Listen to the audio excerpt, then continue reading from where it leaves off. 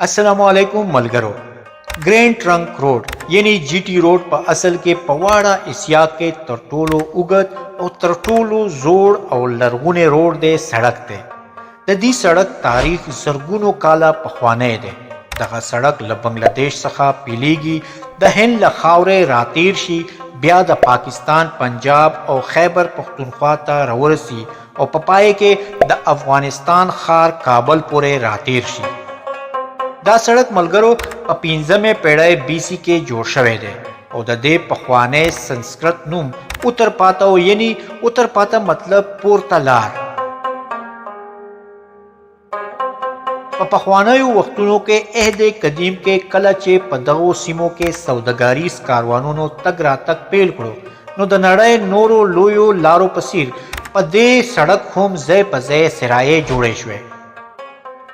कला बची कारवान स्तड़े शो नो दमे द पारा और आराम द पारा बे दगा सिराए कारवाल कवले इस्तेमाल कवले द कारवानू मलगरो बच सुमरा सारवी जान सरा रारवान हु हगा बे पदगो सिरायो के ओबकड़ल और पखपला बे होम स्तड़े दल तौबासला मलगरो रवात शाही किला या किला रवात हम लुमड़े दगा रंग यो सिराए वा चे द तारीख पर उगदो के द जोड़े दो द तारीख पर अड़ा बेले बेले नजरिए शतुन लरी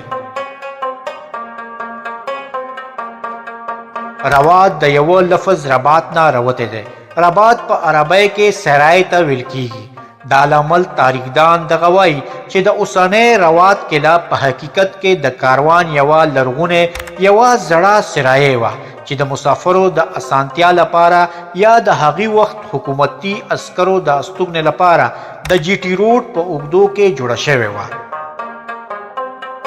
ददे कले मेमारे और साख्तमाना स्टाइल पर बना तारीख पुखान वाई चे दगा कला या दगा सिराए लुमड़े के पिंजला समा पेड़ाई के द डीली द सुल्तानानो यानी द सलातीन देहली द वाकमाना पवख के जुड़शे वा लहमदे इमला जियाद तारीख पुहान दा बवर लरी चे द रवा दगा कला पिंजला समा मिलादी पेड़ाई के द गकड़ो यवो वाकमन सारंग खान जुड़ करे वा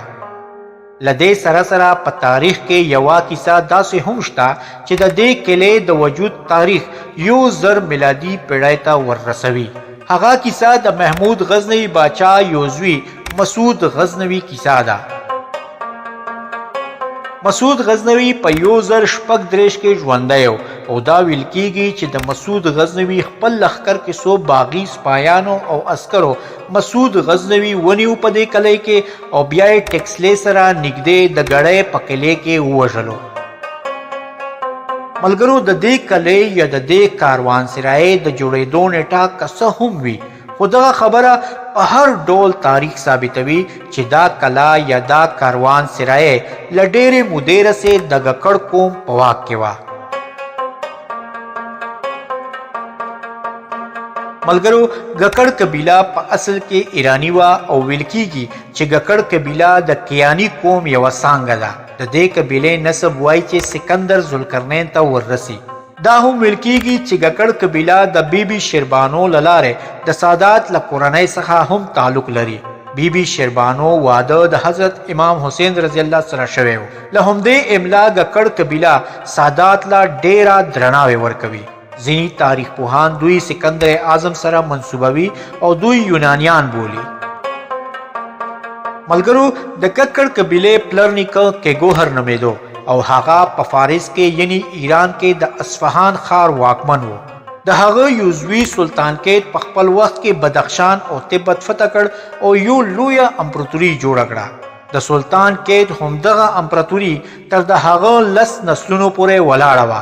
और लंड मुदा के हमदे अम्परतुरे तर कश्मीर पुरे सीमे फतकड़े और बिला आखिरा दयो बगावत पपाइला के ददी सल्तनत बाचा रुस्तम उवजल शो उदहागो योजवे काबिल शाह पतेख्ता के बरियाले शो और पनह सवा व अत्याकाल किए तकाबल दहाग वक्त बाचा सबुक्तगीन सरा पना वागिस्ता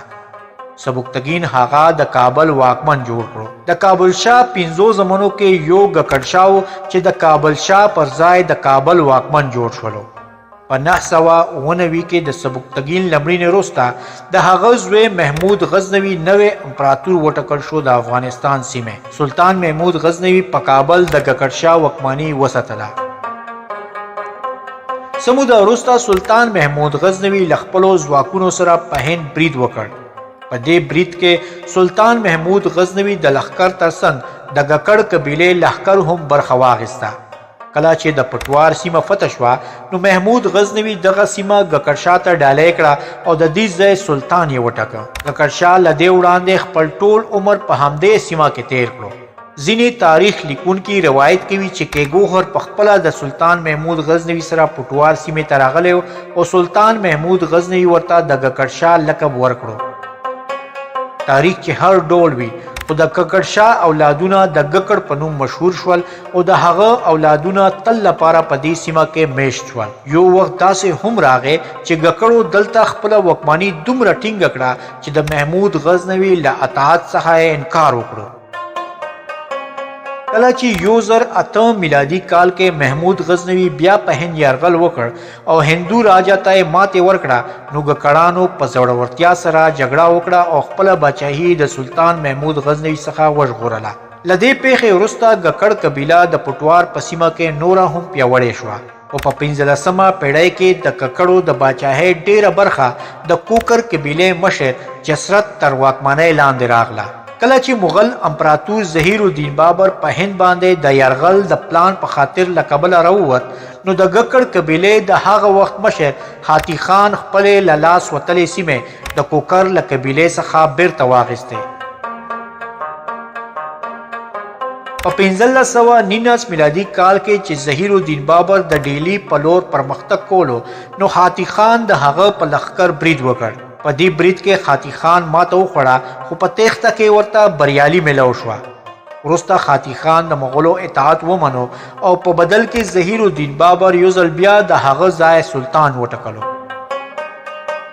ملګرو د حاتی خان د سردار کېدلو نه مخکې د هغه تره تاتر خان د ککړ قبیلې مشر و. حاتی خان پې ولګېدو، تاتر خان یې ووژلو او بچاهي ترېنه واخیسته. د تاتر خان یو زوی سارنګ خان نوم و. کله چې حاتی خان ته په 1520 میلادي کال کې خپلې میرمنې زهر ورکړل او مړ یې کړو نو سارنګ خان له لاسه وتلې خپله واکمني بیرته ترلاسه کړه.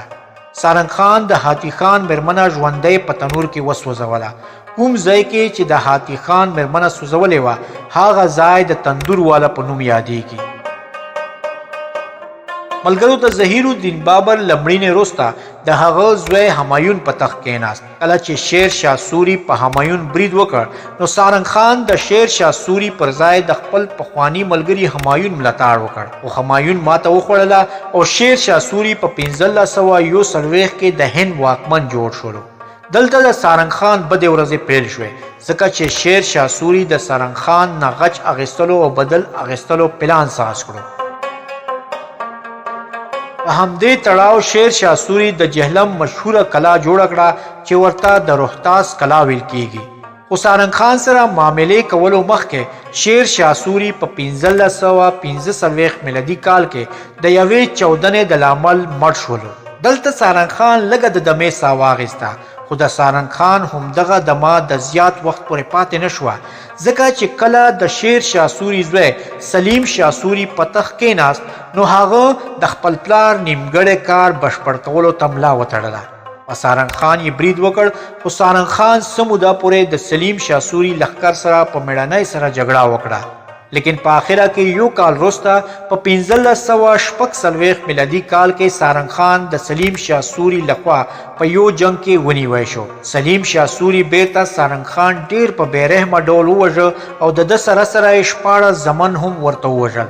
تاسو چې دغه قبرونه ګورئ ملګرو ویل کیږي چې همدغه قبرونه د سارنګ خان او د هغه 14 زمنو دي چې دلته د روات په کلا کې ښخ کړل شوي دي.